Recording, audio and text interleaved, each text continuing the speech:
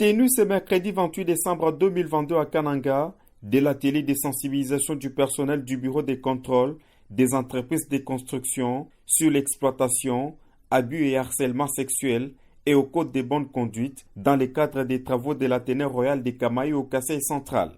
Assises, tenues dans la salle du Guest House Lavernaise, qui ont débouché sur la signature du code de bonne conduite par ces personnels intervenant dans le cadre de ces travaux. Une étape importante devant jouer sur leur comportement au regard des résultats attendus, explique Sidonie Ndelela, point focal chargé de la prévention des abus et exploitations sexuelles en milieu scolaire à la division provinciale de l'EPST Kasaï Central 1.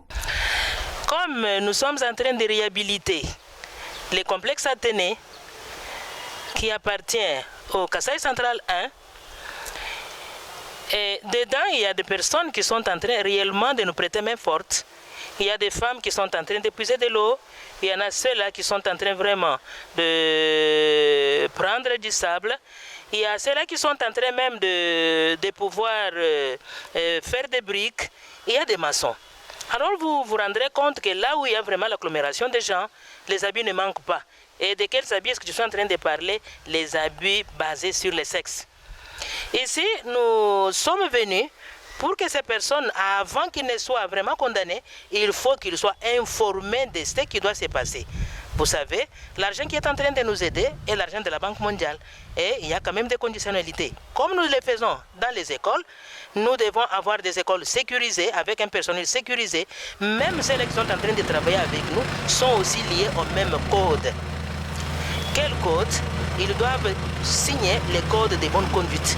Mais comment est-ce qu'ils vont signer quelque chose à laquelle ils n'ont pas prêté attention? C'est ainsi que nous sommes là pour que nous puissions d'abord, de prime abord, leur expliquer ce que signifie ces codes de bonne conduite, à quoi est-ce qu'ils doivent s'en tenir, qu'est-ce qu'ils doivent faire, qu'est-ce qu'ils ne doivent pas faire.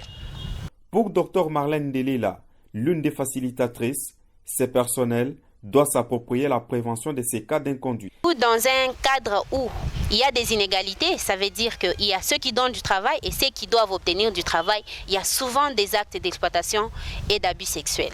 Nous avons besoin d'assainir le milieu du travail. Comme ce milieu du travail, comme celui-ci, ce milieu participe au projet PEC-PESU. Et le projet PEC-PESU, avec les fonds de la Banque mondiale. La Banque mondiale voudrait assainir les milieux de travail, voudrait assainir les milieux scolaires. Alors, aujourd'hui, on ne dit pas que ces gens ici, parmi eux, il y a des auteurs, des bourreaux, non.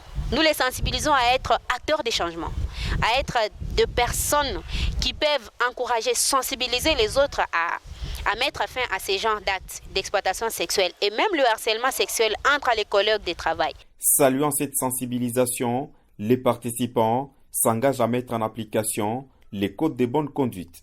Les travaux de réhabilitation et de la construction de l'Athénée royal de Camaï à Kananga, financés par la Banque mondiale, rentrent dans le cadre du projet d'éducation pour la qualité et la pertinence des enseignements au niveau secondaire et universitaire, PEC-PESU.